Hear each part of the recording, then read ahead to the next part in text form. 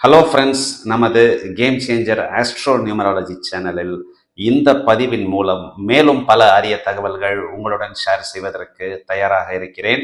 இப்பொழுது வைகாசி மாதம், அதாவது 14/5/2024 முதல் 14/6/2024 வரை இந்த வைகாசி மாதத்தின் விசேஷங்கள் என்ன, இதன் சிறப்புகள் என்ன போன்ற விவரங்களை பார்க்க இருக்கிறோம்.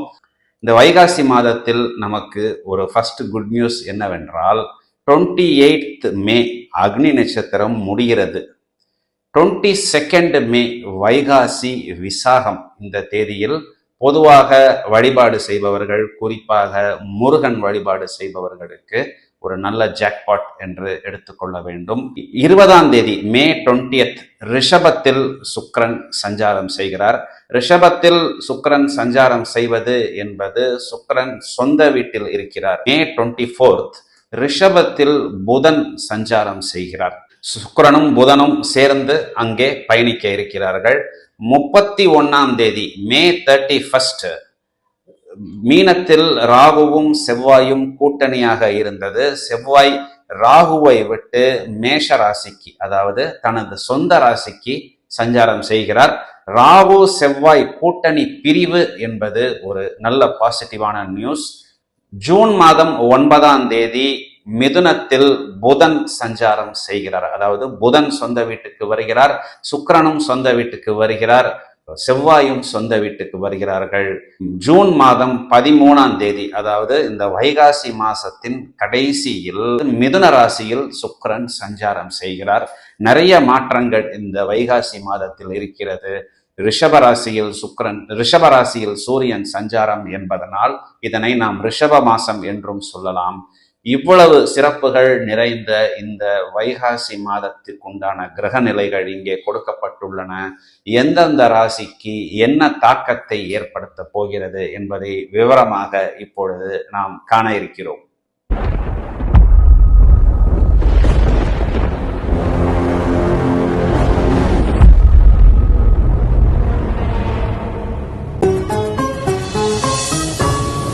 துலாம். துளாராசிக்கு இந்த வைகாசி மாதம் என்ன சொல்கிறது? அதாவது துளாராசிக்காரர்கள் பொதுவாகவே அஷ்டமத்தில் குரு என்று பயந்து கொண்டிருக்கிறார்கள். அவ்வாறு பயப்பட தேவையில்லை. ஏனென்றால் துளாராசியை பொறுத்தவரை குரு என்ற கிரகம் மறைய வேண்டும். கெட்டவன் கெட்டிடில் கிட்டிடும் யோகம் என்ற அமைப்பில் குரு மறைவது என்பது பேசிக்கலாக இவர்களுக்கு அபிவிருத்தியை ஏற்படுத்தி கொடுக்கும். ராசிக்கு 6ஆம் இடம் என்று சொல்லக்கூடிய இடத்தில் இது நாள் வரை இருந்த செவ்வாய் ராகுவின் கூட்டணியில் இருந்தது. இதே செவ்வாய் இவர்களுக்கு தனஸ்தானாதிபதியாகவும் கலத்திரஸ்தானாதிபதியாகவும் மாறி சொந்த வீட்டில் மே மாதம் 31ஆம் தேதி முதல் சஞ்சாரம் செய்யவிருக்கிறது. இதனால் இவர்களுக்கு ரியல் எஸ்டேட், பூமி போன்ற விஷயங்களில் நிறைய புது புது டெவலப்மெண்ட் என்பது ஏற்படும். ராசியாதிபதி சுக்கிரன் சொந்த வீட்டில் சஞ்சாரம் செய்ய போகிறார். அதுவும் மே மாதம் 20ஆம் தேதி முதல்.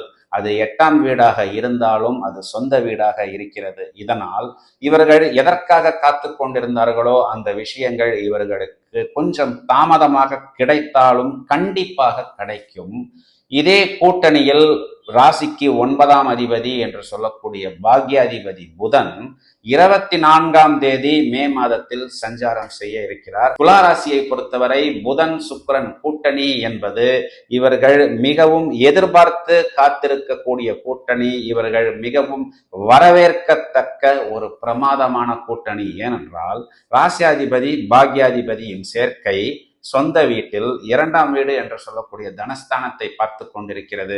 குருவும் இதே 2ஆம் வீட்டை பார்க்கிறது. லாபஸ்தானாதிபதி சூரியனும் இந்த கூட்டணியில் சேருகிறது. இதனால் இவர்களுக்கு லாபம் என்பது கண்டிப்பாக ஏற்படும்.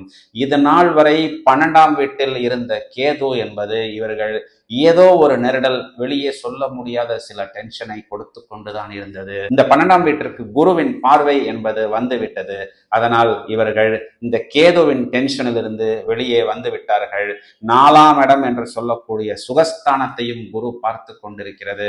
4ஆம் இடம் குறிக்கக்கூடிய வீடு, வாகனம், மனை, போக்குவரத்து, மேலும் இவர்களது மாத்தூர் என்று சொல்லக்கூடிய இவர்களது தாய் சம்பந்தப்பட்ட விஷயங்களிலும் இவர்களுக்கு ஒரு முன்னேற்றம், அபிவிருத்தி என்பது ஏற்படக்கூடிய காலகட்டமாக இருக்கிறது. இருக்கிறது. 6ஆம் இடம் என்று சொல்லக்கூடிய மீனத்தில் ராகுவின் சஞ்சாரம் இவர்களுக்கு நிறைய புது புது விஷயங்களில் அபிவிருத்தி, புது புது டெவலப்மெண்ட் என்பதை கொடுத்து கொண்டுதான் இருக்கிறது. ஏனென்றால் நான் ஏற்கனவே சொன்னது போல் 3, 6, 11ஆம் இடம் என்று சொல்லக்கூடிய உபஜய ஸ்தானங்களில் அசுப கிரகங்கள் நிகரற்ற வெற்றி மற்றும் நிகரற்ற லாபத்தை கொடுக்கும்.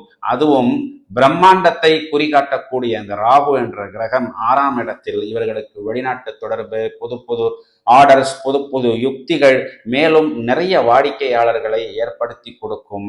இதையும் தவிர வருடாந்திர கிரகம் என்று சொல்லக்கூடிய சனி பகவான் இதே துலா ராசிக்கு முதல் தரமான ராஜயோகத்தை கொடுத்துத்தான் ஆக வேண்டும் என்ற ஒரு கட்டாயத்தில் இருக்கிறது. இதன் காரணம், இந்த சனி பகவான் இந்த ராசிக்கு ஒரு சுகஸ்தானத்திற்கும் ஒரு கேந்திரத்துக்கும் அதிபதி ஆகிறது. அதாவது பொதுவாக சனி பகவான் அசுப கிரகம் என்று எடுத்துக்கொண்டாலும் இதே துலா ராசிக்கு பூரணமான முதல் தரமான ராஜயோகத்தை கொடுக்கக்கூடிய கிரகம் சொந்த வீட்டில் அமர்ந்திருக்கிறது. சனியின் அனுகூலம், ராகுவின் அனுகூலம், புதன் சுக்கிரனின் கூட்டணி என்பது இவர்களுக்கு மேலும் அபிவிருத்தியை ஏற்படுத்தி கொடுக்கும். 12ஆம் இடத்தில் இருக்கக்கூடிய இந்த கேதுவின் நெகட்டிவ் எஃபெக்டும் இனி குறைந்துவிடும். இவர்கள் எங்கே கவனமாக இருக்க வேண்டும் என்றால், பித்துர்காரகன் சூரியன் அஷ்டமத்தில் இருப்பதனால் இவர்களது தந்தை சம்பந்தப்பட்ட விஷயங்களில் அவரவர் வயதை பொறுத்து கொஞ்சம் கவனமாக இருந்து கொள்ள வேண்டும். அரசாங்கம் சம்பந்தப்பட்ட அனைத்து விஷயங்களிலும் இவர்கள் கொஞ்சம் கவனமாக எடுத்துக் கொள்ள வேண்டும். உஷ்ண கிரகம் செவ்வாய் ராசியை பார்ப்பதனால் உடலில் கொஞ்சம் உஷ்ணம் அதிகமாக இருக்கும். தேவையான பயிற்சி முயற்சிகளை கையாண்டு இவர்கள் தங்களது உடலை மிகவும் பத்திரமாக பார்த்து கொள்ள வேண்டும். பரிகாரம் என்று எடுத்துக்கொண்டால், அஷ்டமத்தில் இருக்கக்கூடிய குரு பகவானை வியாழக்கிழமைகளில் மகான்கள் வழிபாடு செய்வதன் மூலமாகவோ அல்லது குரு வழிபாடு செய்வதன் மூலமாகவோ இவர்கள் மேலும் தங்களை பாதுகாத்துக் கொள்ளலாம்.